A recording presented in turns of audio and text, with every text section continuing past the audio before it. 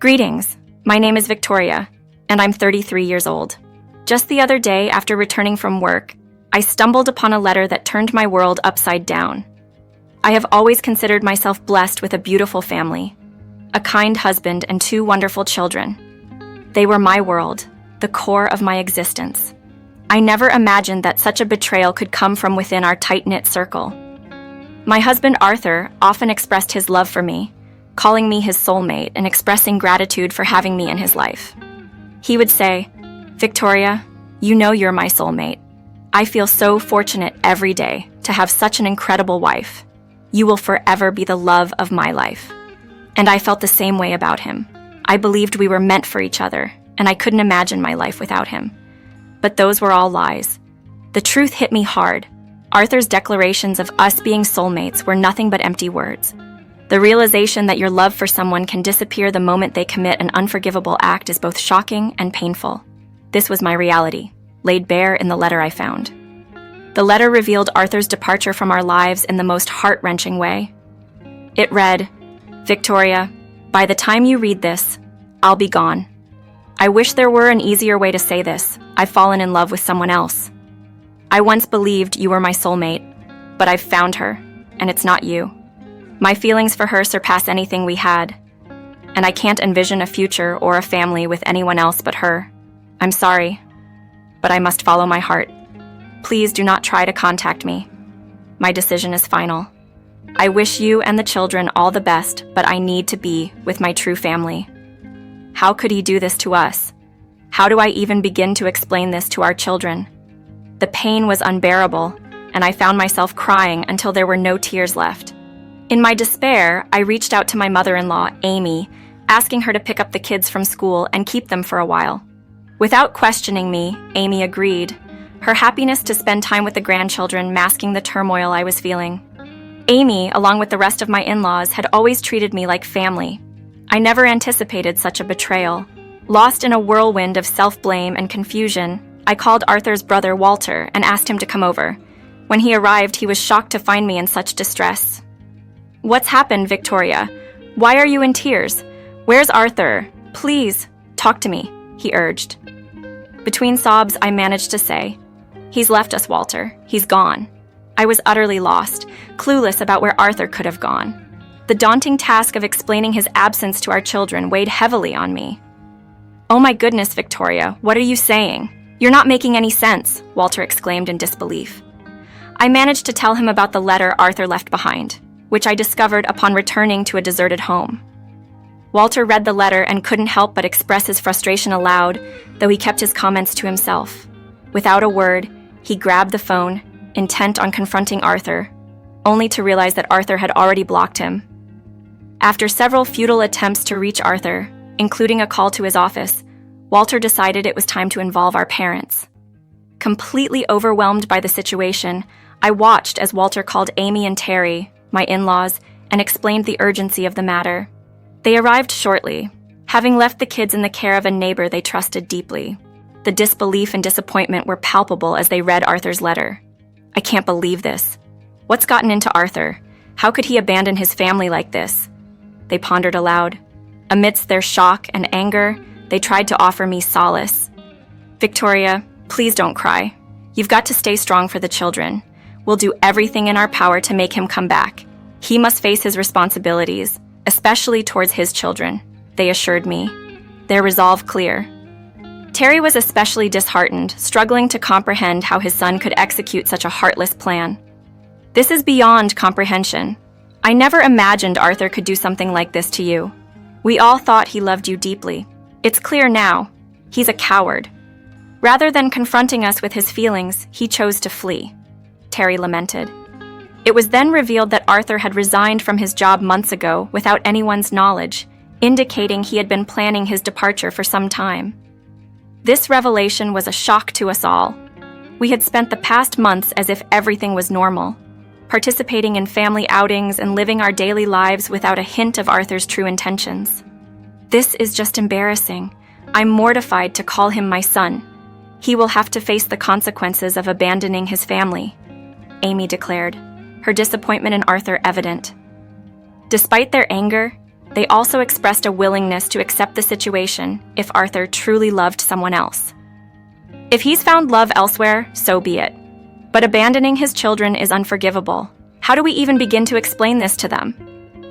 The room fell silent, the enormity of the situation settling in. We all knew the conversation with the children would be heartbreaking, yet none of us had the words to soften the blow. The reality that Arthur had left his family behind was a painful truth we were all struggling to accept. Feeling forgotten or unloved by a parent is a deep pain I'm all too familiar with. My father left us after the divorce, saying I was nothing but a reminder of a life he wanted to leave behind. We lost touch completely. This kind of abandonment wasn't new to me. After my mom faced her struggles and couldn't look after me, I ended up navigating the world of foster care alone. The thought of my children feeling this way was unbearable. I vowed to ensure they always felt loved by at least one parent, no matter what. My sons, Billy and Joe, were just 9 years old. Despite their young age, they were remarkably perceptive and mature.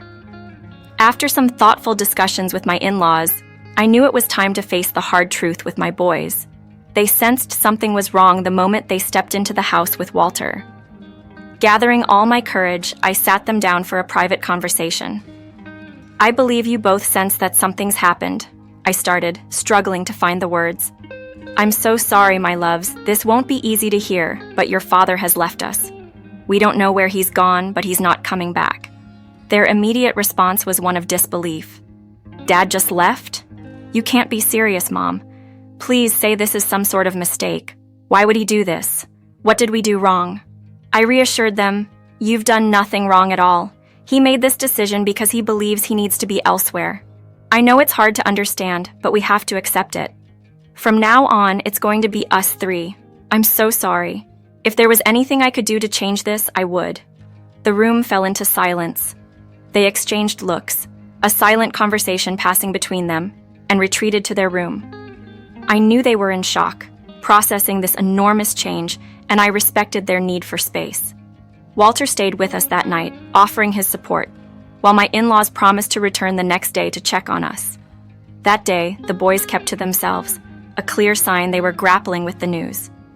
The silence in the house was a stark reminder of the new reality we were facing. Yet I remained steadfast in my commitment to ensuring my sons felt loved and supported through this unforeseen journey. The worry for my boys weighed heavily on me, sensing their struggle with the situation. Walter, seeing my distress, kindly tried to coax Billy and Joe to join us for dinner, but they declined, saying they had no appetite and preferred to be alone. Throughout this ordeal, Walter's support was immeasurable. He reached out to all of Arthur's friends, inquiring about his whereabouts, only to find out they were equally in the dark and quite upset with Arthur's actions. They promised to keep us updated if any news surfaced. By the next morning, a small glimmer of hope emerged when the kids approached me in the kitchen, enveloping me in a hug. Their words were comforting, yet tinged with hurt. Mom, don't worry. We're here with you. You are enough for us. We don't need to see his face again. We're so angry at him. He doesn't deserve your kindness. We're here for you. If he chooses to live without us, let him. We don't need him anymore. Their words, while supportive, also hinted at their deep-seated pain. He is still your dad, and I know there's love there, I reminded them gently. We do love him, Mom, but it's hard to imagine forgiving him. If we're not important to him, he's better off away from us, they replied. Their maturity and concern for me over their feelings of abandonment by their father were heartening yet heartbreaking. Reflecting on the past, it became clear that Arthur had been distancing himself from us for a while. Despite our conversations and attempts to engage him in family activities, he remained aloof, always excusing himself as being too stressed from work. I had hoped he would eventually reconnect with us, especially with the boys, believing he needed time to sort himself out. Sadly, I was mistaken. As days turned into 2 weeks with no word from Arthur, who had even gone as far as deactivating his phone, the situation became dire. We eventually reported him missing to the police, but they were at a loss on how to proceed. The idea of hiring a private investigator came up, but the financial burden was too great for us to bear, especially since I was the sole provider for our family. The children held on to a sliver of hope that their father would return, but as months passed without any sign of him, that hope slowly faded away. Together with my in-laws, we did our best to fill the void left by Arthur, ensuring the kids felt loved and supported despite the circumstances. The journey was challenging, but the strength and resilience of my family, especially my sons, showed me that even in the face of such adversity, we could find a way to move forward together. To help my children navigate their feelings and ensure they had a space to express themselves without fearing they might upset me, we started therapy sessions. Walter, seeing the toll the situation was taking on me, gently encouraged me to seek therapy as well. Recognizing my own need for support, I agreed. Despite our efforts, understanding and moving past the situation remained a struggle. 8 months later, driven by a need for closure, we renewed our efforts to locate Arthur and learned he had left with a coworker named Judy, someone who had always behaved too familiarly with him. I had previously expressed my concerns to Arthur about Judy's inappropriate behavior towards him, especially after witnessing her actions at a company event. Despite my discomfort, Arthur assured me there was nothing to worry about, claiming Judy was merely seeking guidance in her new job environment. He insisted on his fidelity and love for me, attempting to allay my fears. Unfortunately, my instincts about Judy were correct, but I hadn't imagined Arthur would leave us for her. This betrayal cut deeply, not just emotionally, but practically as well, leaving me unable to pursue a divorce or child support due to Arthur's disappearance. Consulting a lawyer only confirmed my fears. Without an address for Arthur, legal proceedings were impossible. It was evident he had vanished to dodge his responsibilities, particularly financial support for our children, which disgusted me further. Living in the same house became increasingly difficult. It was filled with painful memories, and both the children and I yearned for a fresh start. The kids, especially, expressed a desire to move closer to their grandparents. After much discussion, we decided relocating was in our best interest. The house, owned by my in-laws and earmarked as Arthur's inheritance, had been our home under a rental agreement with them. Moving not only promised a new beginning, but also a chance to leave behind a place that had become a constant reminder of our loss and Arthur's betrayal. Facing financial constraints, we began searching for a more affordable living situation. However, my conversation with my in-laws took an unexpected turn. They shared their thoughts on our situation, acknowledging my desire to leave the house, which had become a source of discomfort. I explained to Terry, my father-in-law, that the financial burden of maintaining the house was becoming unsustainable, and I was considering downsizing to a modest 3-bedroom apartment. Terry and my mother-in-law proposed an unexpected solution. They offered to give me the house, stating that Arthur had forfeited his right to it through his actions, and they preferred to see it go to me and the grandchildren. I was taken aback and initially insisted I couldn't accept such a generous offer, reminding them that the house was a significant asset and part of Arthur's inheritance. They reassured me that their decision was final, having already updated their will to reflect this change. Despite my protests, they were adamant, expressing their love and support for me as if I were their daughter. In the end, their kindness overwhelmed me, and I was deeply grateful for their unwavering support amidst the turmoil Arthur had caused. With the house now legally mine, I decided to rent it out, using the income to support a fresh start in a new apartment. During this time, Walter became an invaluable source of support for the children and me. As we spent more time together, our friendship deepened into something more. A year after Arthur left, Walter and I discussed our feelings, finding acceptance and support from my in-laws, and even enthusiasm from the kids about the idea of Walter becoming a more permanent fixture in our lives. However, the shadow of my unresolved marriage to Arthur loomed over us, preventing us from fully moving forward. Despite this, we built a life together, focusing on the children's well-being and our growing relationship. 3 years passed without any sign of Arthur, his absence allowing us to gradually rebuild and find happiness without him. Unfortunately, we faced another challenge when my father-in-law, Terry, passed away. In the wake of his loss, I took on the responsibility of organizing the funeral arrangements, a task made somewhat easier by the absence of Arthur, whom we were unable to contact. Following Terry's passing, the house officially became mine. After discussing it with Amy, Walter, and the kids, we decided to sell it, opting to move closer to Amy and Walter's residence. The real estate market was favorable, and we quickly found a lovely couple interested in the property. This sale not only closed a chapter on a place filled with mixed emotions, but also opened a new one, closer to family and filled with hope for the future. After selling the house, we moved into Walter's home. He had inherited it from his father, and it was spacious enough for all of us. Just as we were beginning to feel settled in our new life, an unexpected blast from the past shook everything up.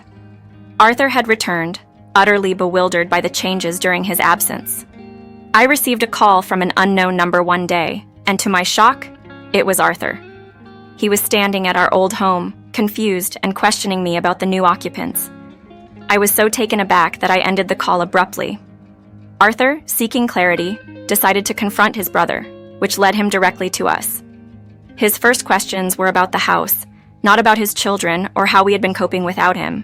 His priorities were clear. He was outraged to find strangers living in his house and demanded explanations.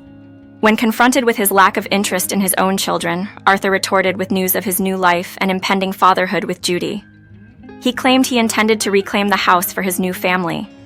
Walter and I explained that the house had legally become mine after his father's will had been updated, leaving Arthur with a small monetary inheritance instead. Furious and disbelieving, Arthur threatened legal action against us, believing he was unjustly robbed of his inheritance. Walter, standing firm, warned Arthur of the futility of his threats and urged him to leave, hinting at legal consequences if he persisted. Arthur stormed off, vowing this wasn't the end.